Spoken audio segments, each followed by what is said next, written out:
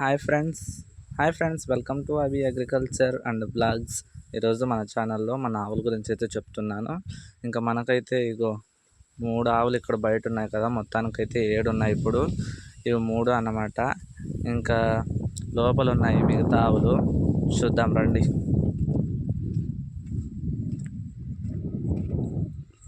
మళ్ళీ ఇక్కడ ఒక 2 చిన్నవి దూడలు, రెండు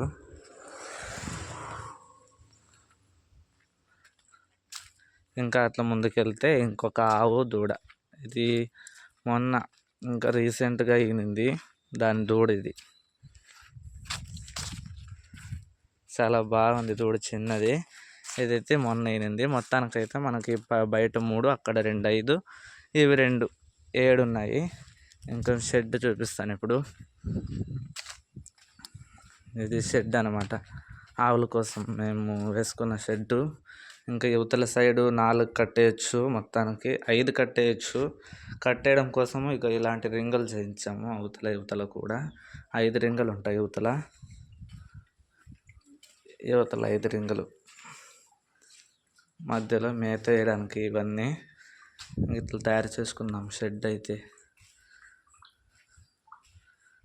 అయితే ఇలా తయారు చేసుకున్నాము.